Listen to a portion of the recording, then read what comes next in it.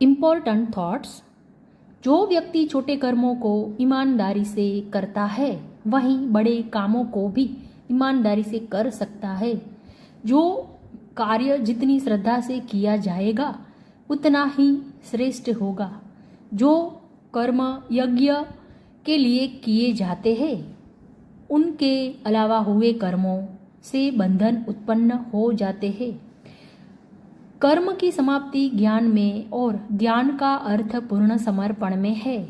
काम करके कुछ उपार्जन करना शर्म की बात नहीं, दूसरों का मुंह ताकना शर्म की बात है। कोई भी व्यक्ति किसी कार्य को सर्वोत्तम ढंग से करना चाहता है तो उसे अपनी संपूर्ण योग्यता, पूरी सामर्थ्य उसमें लगा देनी चाहिए।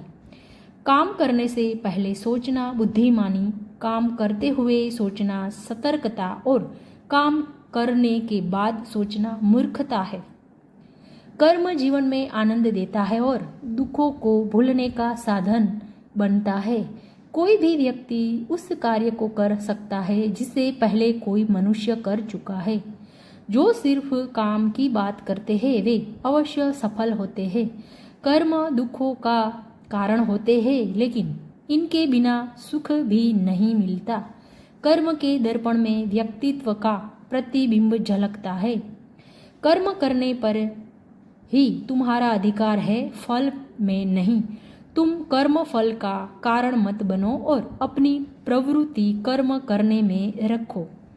कर्म का उद्देश्य ही नहीं, कर्म की सदा महत्वपूर्ण होता है। कठोर श्रम की इच्छा एवं शक्ति का दूसरा नाम प्रतिभा है। किया हुआ पुरुषार्थ भाग्य का निर्माण करता है।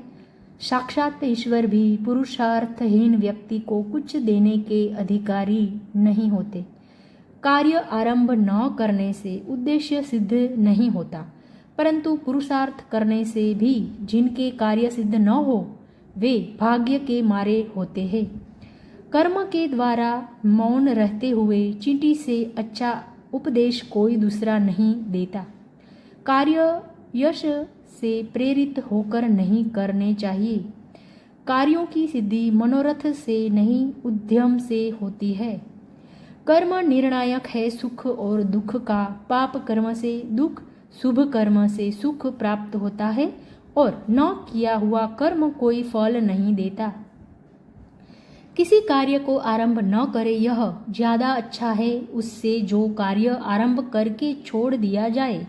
अतः कार्य आरंभ करने से पहले सब चीजें देख सोच लेनी चाहिए। किसी भी मनुष्य के कार्य एक पुस्तक की विषय सूची के समान है जो बताते हैं कि उसके अंदर क्या अनोखी बातें हैं। कार्य वह औषधि है जिससे इंसान अपनी व्याधि, दुख और पीड़ा को भी भूल जाता है। कर्म ही आनंद है। करने से पहले प्रत्येक कार्य असंभव नजर आता है। कर्म करने से पहले यह तय कर लेना चाहिए कि उससे पछतावा होगा या प्रसन्नता प्राप्त होगी। कर्म के बिना सुख नहीं मिलता, लेकिन ध्यान रखें कर्म सदैव सुख नहीं लाते। कुछ कर्म असफल भी हो जाते हैं। कर्म ही धर्म का दर्शन है। समय समय पर पुरातन दर्शन की नए संदर्भ में समय के अनुसार बुद्धिमत्तापूर्ण व्याख्या की आवश्यकता होती है। बुद्धिमान व्यक्ति पैगंबर और ऋषि जनसाधारण को पुरातन दर्शन को वर्तमान संदर्भ में ही अपनाने का परामर्श देते हैं। काम करने वाला मरने से कुछ घंटे पूर्व ही बूढ़ा होता है। कर्म से आदमी ऊंचा नीचा होता है। प्रभु सबको उसके कर्म फल से ऊंचा पद व मान मर्यादा देते हैं। कोमलता से बोलो और मधुरता से मुस्कुराओ। कर्म फल का त्याग ही सच्चा त्याग है, यही युक्ति है। कर्मयोगी भाग्य का निर्माण स्वयं करते हैं। कर्महीन ही भाग्य को कोसते हैं। किया हुआ कर्म और बोया हुआ बीज उचित समय लेता ही है। कर्मनिष्ठा से पुरुषार्थ उसी तरह देदीप्यमान होता है जिस प्रकार अग्नि में तपने से कुंदन कोई व्यक्ति हमेशा दुख नहीं भोग सकता, कोई भी व्यक्ति जीवन भर कष्ट में नहीं रहेगा। प्रत्येक कर्म का फल है और उसी अनुसार ही व्यक्ति सुख या दुख भोगा करता है। कर्म फल की इच्छा रखना कृपण का कार्य है। कर्म की मुक्ति आनंद में एवं आनंद की मुक्ति कर्म में है।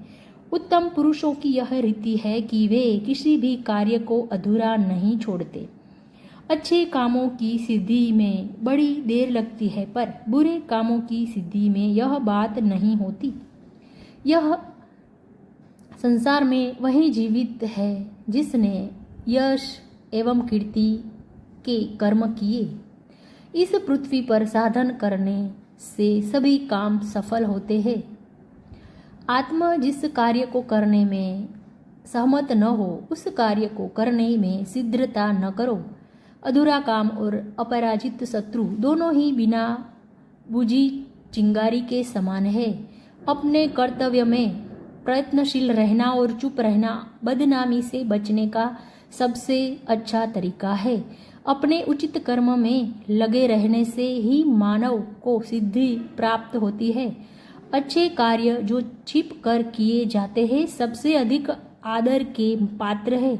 अपने से हो सके वह काम दूसरों से नहीं करवाना चाहिए। मनुष्य को कर्म करते हुए 100 वर्ष जीने की इच्छा रखनी चाहिए। अधूरा काम और अपराजित शत्रु ये दोनों बिना बुझी हुई चिंगारियों की तरह है।